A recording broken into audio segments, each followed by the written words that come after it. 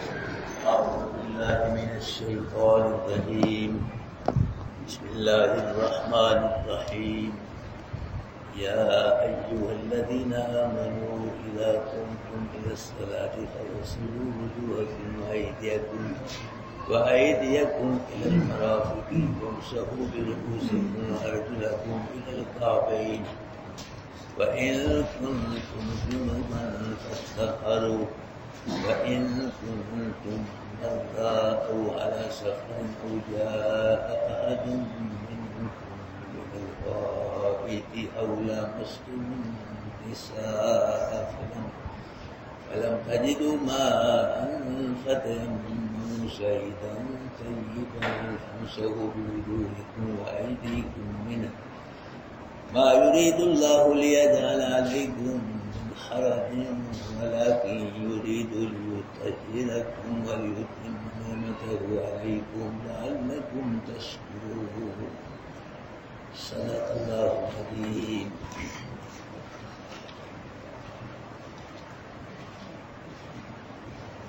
تلاوت کرتا آیا مبارکہ کے اندر اللہ پاک فرما رہے ہیں کہ نماز کے لیے وضو کرو اور بیوی کے ساتھ جماع کے بعد غسل کرو، اور اگر وضو کے لیے پانی نہیں ملتا، غسل کے لیے پانی نہیں ملتا، پھر مٹی سے تیمم کرو. 3 حکم اللہ پاک اس آیت مبارکہ میں بیان فرما رہے ہیں. اللہ کے محبوب صلی اللہ علیہ وسلم نے فرمایا کہ دن قیامت کے میں اپنی امت کو پہچان لوں گا. اصحاب رسول عرض کی کہ اللہ کے محبوب کیف تعرف امتک بین الامم، کہ دن قیامت کی اتنی امتیں ہوں گی، اپنی امت کو اتنی امتوں میں سے کیسے پہچانوں گے؟ اللہ کے محبوب نے فرمایا کہ دن قیامت کے میری امت کے وضو والے اعضاء، دن قیامت کے میری امت کے دونوں پاؤں، دونوں پیر اور چہرہ روشن ہوگا، چمک رہے ہوں گے وضو والے اعضاء، تو میں پہچان لوں گا کہ میری امت ہے. موسیٰ علیہ السلام نے جب اس امت کے فضائل تورات میں پڑھے تو عرض کی کہ اللہ پاک یہ امت مجھ کو عطا فرما. اللہ نے فرمایا امت تجھ کو نہیں ملے گی موسیٰ، یہ امت تو میں نے اپنے محبوب کو عطا فرمانی ہے. عرض کہ اللہ پھر مجھے اس امت میں سے پیدا کر دے. میں نے اس امت میں تو پیدا نہیں ہوگا. اللہ کے محبوب نے فرمایا علماء امتی کا انبیاء بنی اسرائیل، کہ میری امت کے علماء بنی اسرائیل کے نبیوں کی طرح ہوں گے. نبیوں کی طرح، جس طرح نبی بنی اسرائیل کے دین کا کام کرتے تھے، اسی طرح میری امت کے علماء حق دین کا کام کریں گے. 14 سال سے لے کے اب تک الحمدللہ علماء بد بھی ہیں، علماء سو بھی ہیں، ایک علماء حق بھی ہیں، جو دین کا کام کرتے آ رہے ہیں، حق بیان کر رہے ہیں. قرآن کو چھپا نہیں رہے بلکہ قرآن کو کھول کھول کے بیان کر رہے ہیں. ایسے علماء بھی الحمدللہ ہے. اللہ کے نبی نے فرمایا اذا ظہرت الفتن او البدع، جب کفر و شرک کے فتنوں کا ظہور ہو اور لوگ میری سنتوں کو چھوڑ کے بدعتوں کو کرنے لگ جائیں، وصبت اصحابی، میرے صحابہ کو گالیاں نکالی جائیں، تو پھر فلیظہر العالم علما، عالم کو چاہیے پھر اپنے علم کو ظاہر کرے. خاموش نہ رہے عالم، علم کے ساتھ شرک کا رد کرے، کفر کا رد کرے، فتنوں کا رد کرے اور بدعت کا رد کرے. اللہ کے محبوب صلی اللہ علیہ وسلم کے صحابہ کا عزت کا دفاع کرے، خاموش نہ رہے. فلیظہر العالم علما، عالم کو چاہیے اپنے علم کو. فمن لم یفعل، جو نہیں کرے گا یہ اسلام کے خلاف فتنے اٹھ رہے ہیں، مولوی صاحب خاموش ہیں، چھٹو جی کسی کو چھیڑو نہیں، اپنا عقیدہ چھوڑو نہیں، کسی کو چھیڑو نہیں، سارے ہی چنگے نے، اپنی اپنی جگہ سارے ہی صحیح نے۔ لیکن نبی کا فرمان کیا ہے؟ فَلْيُظْهِرِ الْعَالِمُ عِلْمًا، اسلام کے خلاف جب فتنے اٹھیں لوگ بدتوں کو کریں، میرے صحابہ کو گالیاں نکالے لوگ، عالم علم کو ظاہر کرے، مطلب یفعل، جو پھر عالم علم کو ظاہر نہیں کرے گا، علیہ لعنت اللہ والملائکۃ والناس اجمعین، ایسے عالم پہ اللہ کی لعنت، فرشتوں کی لعنت، سب لوگوں کی لعنت برستی، جو عالم نہیں ملعون ہے۔ اور مولوی کہتے اس کو ہیں، جب اس سے مسئلہ پوچھا جائے وہ صحیح مسئلہ بتلائے، اور مولوی ٹوپی لینے کا نام یا داڑھی رکھنے کا یا مسواک کرنے کا، شلوار اونچی کو، اس کا نام نہیں ہے مولوی۔ ہاں جی، مولوی کی تعریف کی ہے علماء نے، مولوی وہ ہوتا ہے صحیح، جب اس سے کوئی مسئلہ پوچھو دین کا، صحیح مسئلہ بتلائے، اور جب کوئی اسلام کے خلاف کوئی فتنہ اٹھے اس کی سرکوبی کرے، اس کو رد کرے۔ جب مسئلہ پوچھا جا رہا مولوی صاحب کو پتہ ہی نہیں، یہ صحیح مسئلہ نہیں بتلا رہا، فتنے اٹھ رہے ہیں، مولوی صاحب خاموش ہے، وہ کوئی مولوی نہیں، کوئی عالم نہیں ہے۔ اللہ کے نبی نے فرمایا کہ جب مومن آدمی وضو کرتا ہے تو وضو کے پانی کے ساتھ اس کے چہرے کے گناہ سارے نکل جاتے ہیں، چہرے کے آنکھوں کے گناہ سارے دھل جاتے ہیں، بہہ جاتے ہیں پانی کے ساتھ۔ اور جب ہاتھ دھوتا ہے مومن آدمی وضو کرنے کے لیے تو جو ہاتھوں کے گناہ ہوتے ہیں وہ پانی کے ساتھ نکل جاتے ہیں۔ جب پاؤں دھوتا ہے تو پاؤں کے گناہ پانی کے ساتھ بہہ جاتے ہیں۔ اللہ کے ان الحسنات یذھبن السیئات، یہ قرآن کی آیت ہے کہ نیکیاں برائیوں کو لے جاتی ہیں، نیکیاں برائیوں گناہوں کو لے جاتی ہیں۔ وضو ایک بہت بڑی نیکی ہے، وضو کے پانی کے ساتھ آنکھوں کا گناہ بھی ختم ہو گیا، ہاتھوں کے پاؤں گناہ اللہ پاک فرما دیتے ہیں، ختم فرما دیتے ہیں۔ اللہ کے محبوب صلی اللہ علیہ وسلم ایک مرتبہ سردیوں کے موسم میں باہر تشریف لے گئے، درختوں کے پتے سردی کی وجہ سے خود بخود ہی گر رہے تھے۔ اللہ کے نبی نے درخت کی شاخ کو پکڑ کے ہلایا تو درخت سے پتے گرنے لگے۔ اللہ کے محبوب نے فرمایا کہ دیکھو جس طرح اس درخت سے پتے گرتے ہیں جب تک مومن نماز پڑھتا رہتا ہے اس کے گناہ گرتے رہتے ہیں، اس وقت تک اس کے گناہ جھڑتے رہتے ہیں، گرتے رہتے ہیں۔ اب یہ کتنے گرتے ہیں؟ اخلاص میں مبنی ہے، جتنا اخلاص ہوگا اتنا اللہ کو راضی خوش کرنے کے لیے نماز پڑھے گی اتنی اسی حساب سے گناہ گرے۔ اللہ کے محبوب نے فرمایا میرے صحابیوں بتلاؤ اگر تم میں سے کسی کے مکان کے دروازے کے آگے سے کوئی نہر جاری ہو اور اس نہر میں 5 مرتبہ نہائے غسل کرے، بتلاؤ اس کے وجود میں کوئی میل باقی رہ جائے گی؟ اللہ کے نبی پھر تو میل باقی نہیں رہے گی۔ فرمایا ایسے ہی سمجھو جو آدمی اللہ کو راضی کرنے کے لیے خوش کرنے کی 5 نمازیں پڑھ رہا ہے، یمحو اللہ بہن الخطایا، نمازوں کی برکت سے اللہ اس کے گناہوں کو مٹا ہی دیتا ہے۔ اللہ ختم، معاف نہیں، یمحو اللہ بہن الخطایا، نمازوں کی برکت سے اس کے گناہوں کو ختم ہی مٹا ہی دیتا ہے، چھوڑتے ہی نہیں۔ نام اللہ اکبر کرے۔ میرے بھائیوں، نماز ایک بہت بڑا قیمتی عمل ہے، جہاں بھی ٹائم ہو جائے نماز نہ چھوڑو۔ یہ دوسرا رکن ہے اسلام کا، پہلا رکن کلمہ ہے، دوسرا بہت بڑا رکن ہے اسلام کا۔ جہاں بھی ٹائم آ جائے، مسجد میں، تو سفر میں ہو، حضر میں ہو، بیمار ہو، گھر میں ہو، تو نماز نہ چھوڑو۔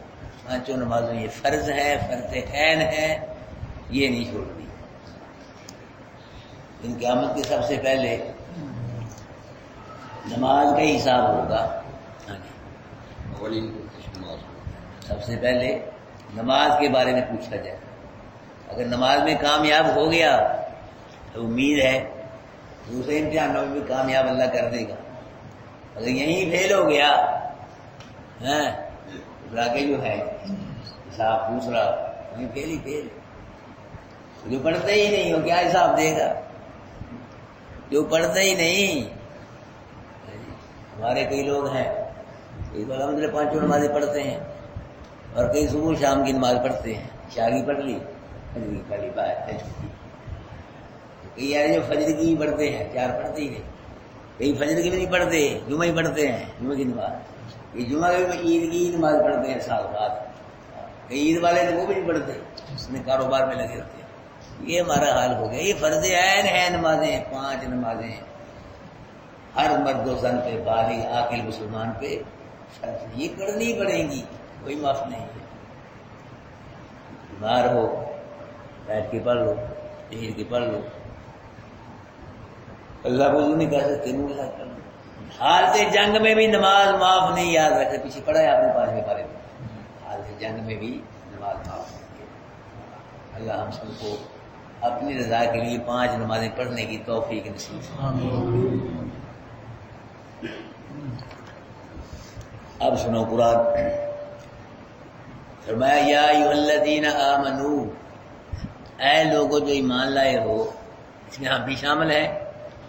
قیامت قرآن کی قیامت تک کے لیے ہے قرآن، اولین مخاطب صحابہ کرام ہیں قرآن کے، اور باقی سب مومن قیامت تک کے لیے سب کو خطاب ہے۔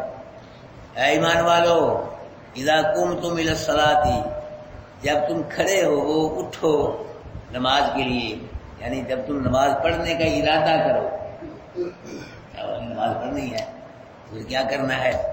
اگر تو تمہارا وضو ہے پہلے ہی ٹھیک ہے، اگر نہیں ہے پھر وضو کرو۔ اگر تو ہے پہلے ہی وضو تو ٹھیک ہے، اس وضو ساتھ ایک وضو ساتھ آدمی جتنی چاہے نمازیں پڑھ لے، کوئی نہیں ہے۔ اگر وضو نہیں ہے تو پھر وضو کرو۔ کرنا کیسے؟ فاغسلوا وجوہکم، اپنے چہروں کو دھوؤ۔ وضو کرنے کے لیے کیا کرنا ہے؟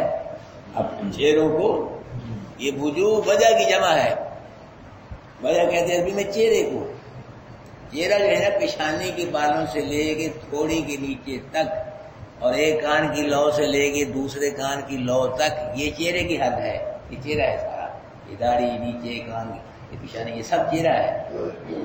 اگر کسی آدمی کی داڑھی گھنی ہے، جان ہے داڑھی گھنی ہے، تو اس کو بالوں کی جڑ تک پانی پہنچانا وضو کے لیے ضروری نہیں ہے، اوپر سے اتر کر لے۔ اور کسی کی داڑھی گھنی نہیں ہے تو پھر بالوں کی جڑ تک وضو کرتے ہوئے پانی پہنچائے، تو جڑ بال کی خشک نہ رہ جائے۔ یہ چہرہ، اس کو کیا کرنا ہے؟ دھونا ہے، اس کو دھوو۔ فاغسلوا وجوہکم، دھوو اپنے چہروں کو، وایدیکم الی المرافق، مرافق یہ مرفق کی جمع ہے، انہی کو کہتے ہیں، اور دھو اپنے ہاتھوں کو اونیوں سمیت، چہرے کو دھونا ہے، پھر کیا کرنا ہے؟ ہاتھوں کو اونیوں سمیت دھونا ہے۔ اللہ اکبر کبیرہ، پہلے دائیں ہاتھ دائیں کونی کو دھونا ہے، اور پھر بائیں ہاتھ بائیں کونی کو دھونا ہے، اور دھوتے وقت کونی سے شروع نہیں کرنا، ہاتھ سے شروع کرنا ہے دھونا، ہاتھ سے کونی کی طرف، کونی کی طرف نہیں جا رہا، ہاتھ کی طرف سے کونی کی طرف یہ دھونا ہے اپنے ہاتھوں کو، تو کونی سمیت۔ وامسحوا برؤوسکم، اور مسح کرو اپنے سروں کا، سروں کو کیا کرنا ہے؟ مسح، یعنی ہاتھ کے سر پانی لگا کے، ہاتھ کو پانی سے تر کر کے سر پہ پھیرنا ہے ہاتھ کو، یہ مسح کرو اپنے سروں کو۔ وارجلکم الی الکعبین، اور دھو اپنے اس کو پاؤں کو، ٹخنوں سمیت، ٹخنوں سمیت کیا کرنا ہے؟ دونوں پاؤں کو دھونا ہے۔ یہ اللہ پاک نے وضو کے 4 فرض بیان فرمائے ہیں، باقی سنتیں بھی ہیں، وضو کی مستحب بھی ہیں، وہ علیحدہ ہیں۔ یہاں اللہ پاک نے وضو کے کتنے فرض بیان فرمائے ہیں؟ 4۔ وضو کے اعضاء کو 1 مرتبہ دھونا فرض ہے، 3 مرتبہ دھونا سنت ہے۔ 1 مرتبہ دھونا کیا ہے؟ فرض ہے، وضو ہو جائے گا 1 دفعہ، 3 دفعہ دھونا کیا ہے؟ اور اللہ ثواب دے دے گا۔ اگر وضو کی اعضاء میں سے بال کے برابر بھی کوئی جگہ خشک رہ گئی، وضو نہیں ہوگا، کیا کریں؟ بڑی احتیاط رکھنی ہے، چہرہ سارا یہ کان کی لو تک، نیچے تھوڑی، اور ہاتھ کونیوں سمیت، مسا پاؤں ٹخنوں سمیت اچھی طرح دھونے، اچھی طرح دھونے۔ ویل للعقاب ہے حدیث میں کہ جس کی ایڑیاں خشک ہو رہ گئی وضو میں، وہ جہنم میں جائیں گے۔ میرے بھائیوں، بال برابر بھی اگر جگہ وضو کی اعضاء میں کچھ رہ گئی تو کیا ہوگا؟ وضو نہیں ہوگا، وضو نہ ہو پھر نماز نہیں ہوگی، نماز نہ ہوئی تو کتنا بڑا نقصان ہو گیا۔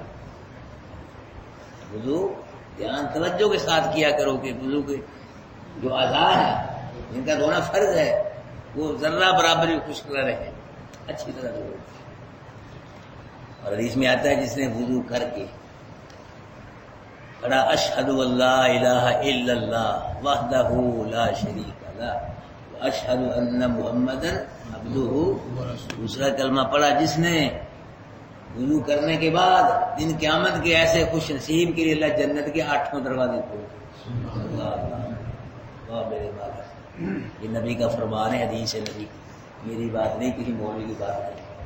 جس نے اللہ کو راضی کرنے کے لیے اچھی طرح وضو کیا، نماز ادا کرنے کے لیے، اور صحیح کلمہ پڑھا، یہ 100,000 پڑھا کے بعد سے دوسرا کلمہ وضو کرنے کے بعد اشہد اللہ الہ الا اللہ وحدہ لا شریک لہ واشہد ان محمدا ایسے خوش نصیب کے لیے جنت تو کیا، اللہ جنت کے 8 دروازے کھول دے گا۔ میرے بندے جس دروازے تیرا دل چاہتا ہے جنت میں داخل ہو جائے۔ عمل دیکھو اور اجر دیکھو، عمل دیکھو اجر دیکھو۔ یہ وضو کا مسئلہ تھا۔ آگے وَإِن كُنتُمْ جُنُوبًا فَطَّهَّرُوا، اگر تم جنبی ہو، ناپاک ہو، بیوی کی وجہ سے نہانا فرض ہو گیا، تو کیا فَطَّهَّرُوا، پھر اچھی طرح پاکیزگی حاصل کرو، اچھی طرح۔ اب بات سمجھیں، غسل کے وضو کے اندر ناک میں پانی ڈالنا، منہ میں پانی ڈالنا فرض نہیں ہے، سنت ہے نبی کی۔ وضو کے اندر وضو کرتے وقت منہ میں پانی ڈالنا اور ناک میں پانی ڈالنا یہ کیا ہے؟ سنت ہے، فرض نہیں ہے۔ تو قرآن میں چہرے کو اللہ پاک نے فرمایا کہ چہرے کو دھونا ہے، منہ کا ذکر نہیں ہے قرآن میں، ناک میں پانی ڈالنے کا ذکر نہیں ہے، اس لیے منہ میں پانی ڈالنا ناک میں یہ سنت ہے نبی کی، فرض نہیں ہے۔ اور غسل جنابت میں منہ میں پانی ڈالنا، ناک میں پانی ڈالنا یہ فرض ہے۔ یہ مسئلہ سمجھو، یہ کیا ہے؟ کیونکہ یہاں کی وہاں فغسلوا ہے وضو میں، فغسلوا وضو اپنے چہروں کو دو، یہاں کیا ہے؟ فطہروا، ایسی پاکیزگی حاصل کرو، ایسی پاکی کے وجود کا ایک بال بھی خشک نہ رہے، وجود کا ایک بال بھی خشک نہ رہے۔ یہ اللہ کے نبی کی کہ جس پہ غسل جنابت فرض ہوا اور اس نے غسل کیا، اگر وہ بال سکا رہ گیا، دن قیامت کے وہ اس بال سے ہی پکڑ کے اس کو جہنم میں گوتے دیے جائیں گے۔ اتنی سخت وعید ہے یہ حدیث ہے۔ اور ہماری عورتیں جو ناخن کیا لگاتی ہیں، ناخن پالش، یہ نہیں لگانی چاہیے۔ اگر لگانی ہے کسی فنکشن میں یا شادی میں، اس کو اتار دو وضو کرتے وقت۔ ویسے ہے چیزیں جو اتار دیتی ہیں، اس کو اتار دو نا، اگر لگانے کی ضروری لگانے کی فنکشن میں جانا ہے تو اس کو اتار دو۔ کوئی چیزیں ایسی ہیں کہ بنی ہوئی اتر جاتی ہیں، اگر وہ لگی نہیں، اسی طرح وضو کر لیا، اسی طرح غسل کر لیا ناخن کے ساتھ، نہ اس کا وضو ہوگا اور نہ وہ پاک ہوگا۔ یاد رکھنا یہ مسئلہ ہے۔ لگاؤ بھی نہیں، کیا ہے یہ فیصلہ بات سے نکال دیا اور ناخن 500 لگائے، کیا ہے؟ لگا کرو اس کو، کرنی ہے، وہ مجبوری ہے، وہ مسئلہ بن گیا تو پھر وضو کرنے سے پہلے، غسل کرنے سے پہلے اس کو اتارو، جس طرح بھی اترتی ہے وہ صاف کر دو۔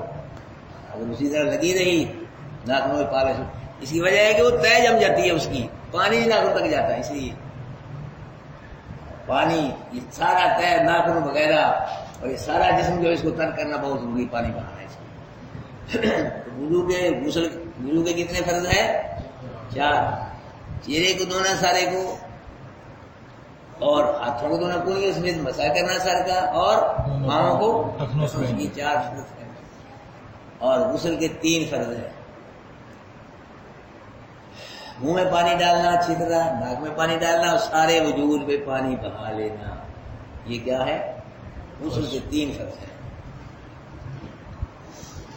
پہلے گندگی کو صاف کرنا ہے، وضو کی گندگی کو اچھی طرح صاف کرنا، وضو کر لو، وضو کر لو، وضو جو کرو گے منہ میں پانی جائے گا، ناک میں بھی اچھی طرح پانی، سارے وضو میں پانی بہا لو، منہ کے اندر جو ذرات ہیں کھانے کے دانتوں میں پھر ان کو نکالو، ناک میں کوئی ذرات ہیں کوئی گندگی کی یا کوئی کیسے ان کو صاف کرو، ناک اگلی ہڈی تک پانی جائے، گلے تک پر گرارا کرو، رمضان پھر نہ کرو، آگے تک جائے پانی، اس طرح سارے بھول پانی تر ہو جائے تو کیا ہو جائے گا؟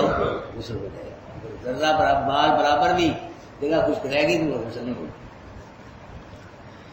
آگے اللہ پاک فرما رہے بھائی ان کن تم مرضا، اگر تم بیمار ہو، پانی کا استعمال جو ہے وہ تکلیف ہوتی ہے اس سے، کوئی ڈاکٹر منع کر دی پانی کا استعمال نہیں کرنا،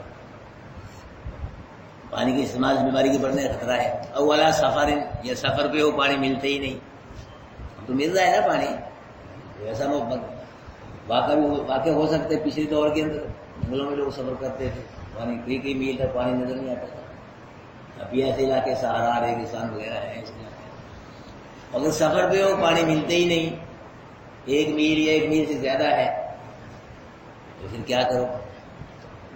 او جاء احد منکم من الغائط، یا آئے تم میں سے کوئی پست جگہ سے، اس سے مراد ہے بڑا پیشاب چھوٹا پیشاب، بڑا پیشاب چھوٹا پیشاب کرنے کے لیے آدمی نے پست جگہ نچلی جگہ ڈھونڈتا، نیچے والی جگہ جہاں نظر میں آئے، اسے اس کو غائط کہا جاتا ہے۔ یعنی تم میں سے جو کوئی پیشاب بڑا پیشاب کرے یا چھوٹا پیشاب کر لے۔ تیسری چیز اولا مسکم النساء، یا تم نے چھوا عورتوں کو، اس سے جماع ہے بیوی کے ساتھ، یعنی 4 وجہ بن گئی، یہ 4 وجہ بن گئی، ان 4 وجہوں میں سے کسی وجہ میں فلم تجدو مان، تمہیں پانی نہیں ملتا، پھر کیا کرو؟ فتیمموا صعیدا طیبا، پھر کیا کرو؟ پاکیزہ مٹی سے کیا کرو؟ تیمم کرو۔ تیمم کیسے کرنا ہے؟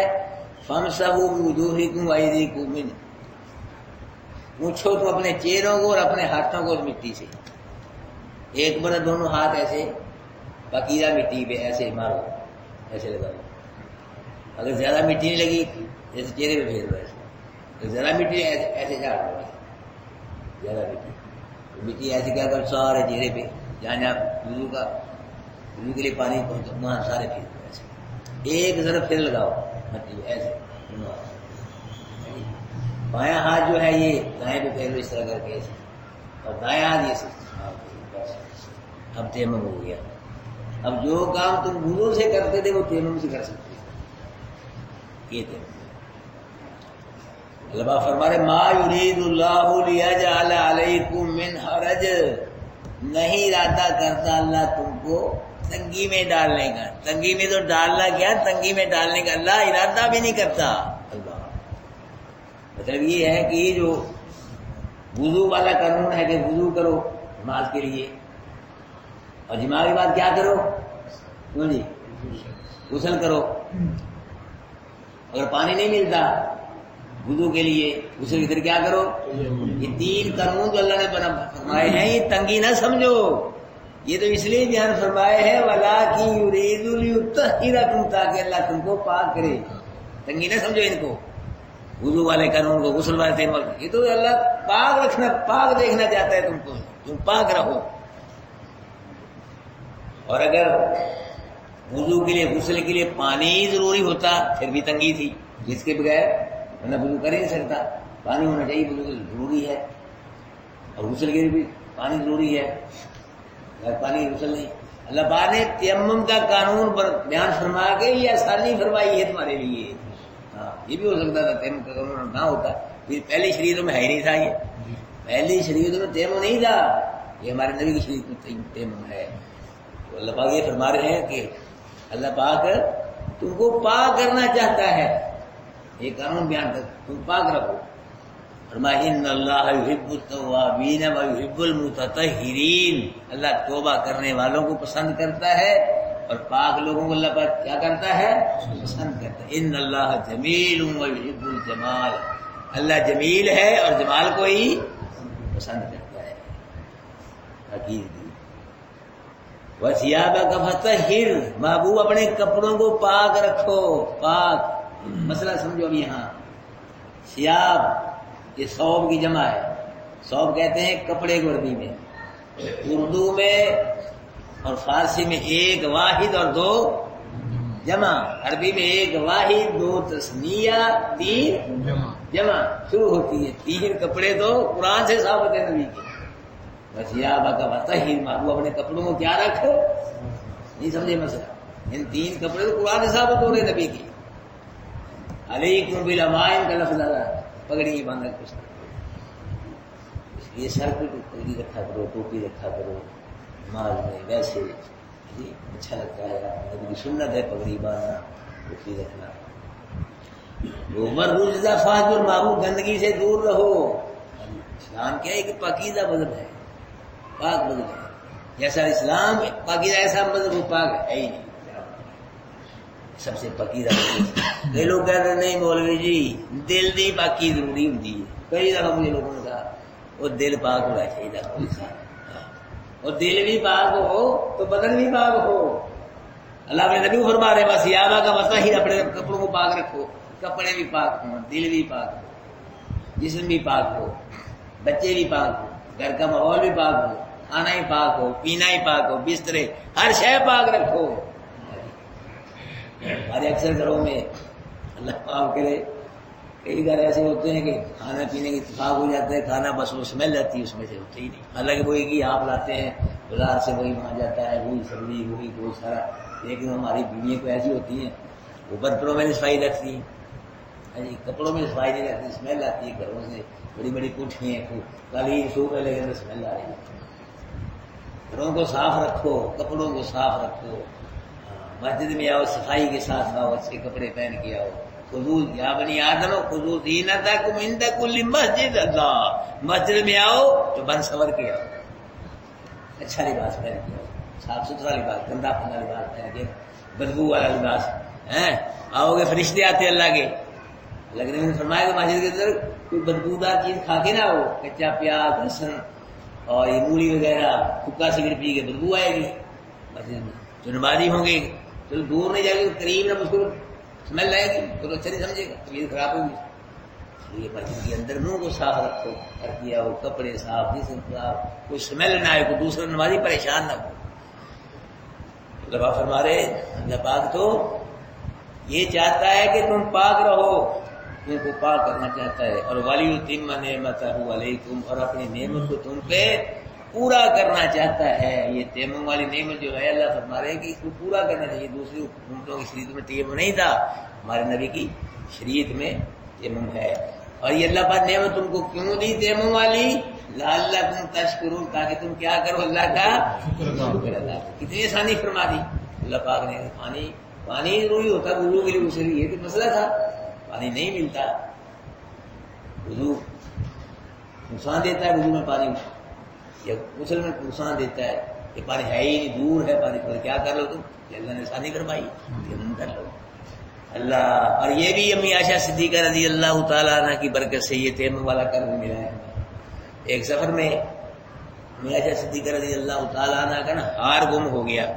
ہار، صحابہ کرام ہار تلاش کر رہے ہیں اور اللہ کے محبوب امی عائشہ صدیقہ رضی اللہ تعالیٰ عنہ کی گود میں خیمے میں سر رکھ کے آرام فرما رہے ہیں، سو رہے ہیں. فجر کی نماز کا وقت تنگ ہوتا جا رہا ہے اور پانی بھی دور دور تک نہیں ہے. ابو بکر صدیق رضی اللہ تعالیٰ عنہ غصے سے آئے اور آ کے امی عائشہ صدیقہ کے وجود پہ ہاتھ سے چوب کرائی کہ تو ہر روز ہمارے لیے کوئی نہ کوئی پریشانی والا مسئلہ بنا دیتی ہے، کوئی نہ کوئی. اس سے وہ وقت جا رہا ہے نماز کا، پانی بھی نہیں ہے، اب کیا بنے گا؟ اللہ پاک نے جبریل کو بھیجا. نماز کس کی ہے؟ اللہ کی. معاملہ کس کا ہے؟ نماز کا ہے. نماز کس کی ہے؟ اور بغیر وضو کی نماز نہیں ہوتی. اللہ نے قانون بنایا، یہ ایت نازل فرمائی جبریل جا کے اعلان کر دے کہ آج کے بعد اگر پانی نہیں ملتا نہ ملے، آج کے بعد تیمم کر کے نماز پڑھنا تمہارا کام ہے، تمہاری نماز کو قبول کر لینا میں اللہ کا کام ہے. عائشہ صدیقہ رضی اللہ تعالی عنہا اور ابو بکر صدیق رضی اللہ تعالی عنہا ایک باپ ہے اور ایک کیا ہے؟ بیٹی کا نام کیا ہے؟ صدیقہ، اور باپ کا نام کیا ہے؟ ابو بکر. عائشہ صدیقہ کا نام بھی صدیقہ اللہ کے محبوب نے رکھا، اور ابو بکر صدیق کا نام بھی صدیق کسی نے رکھا؟ اللہ کے محبوب نے رکھا. اللہ کے محبوب کے دو سفر بڑے عام ہیں. ایک سفر اللہ کے نبی نے مکے سے مدینے کی طرف کیا، ایک سفر جہاں سے دوسرے جہاں کی طرف کیا. تو اللہ کے محبوب نے مکے سے مدینے کی طرف سفر کیا.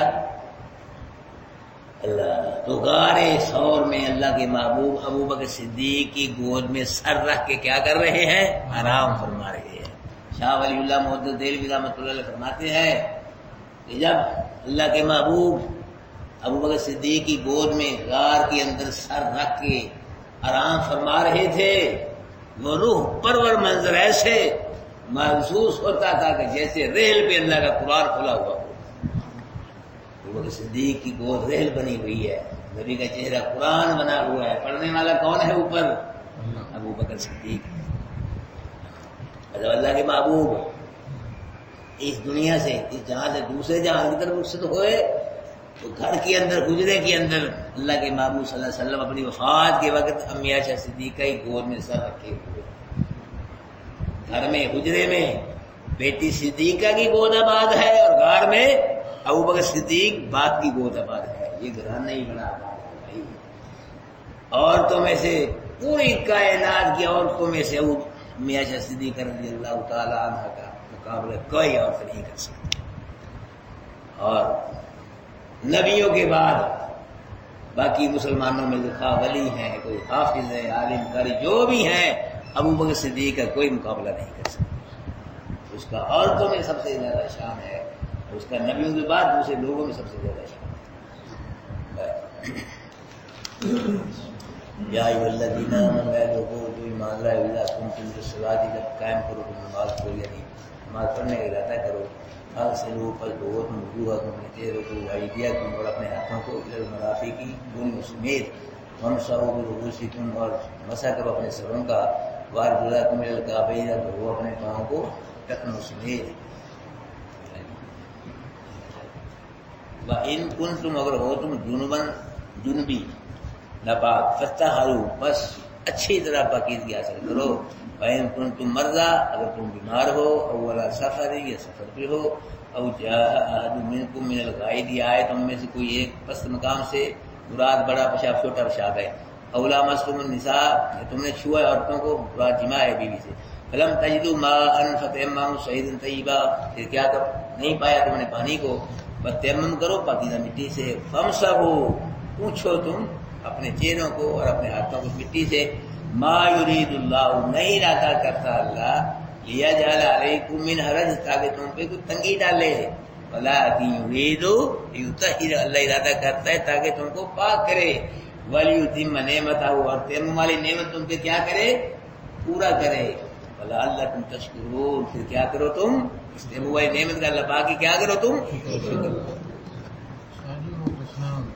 آپ آمد تیمم برخاست، کیا پانی مل گیا تیمم. ہاں بھائی، بس پانی تاکہ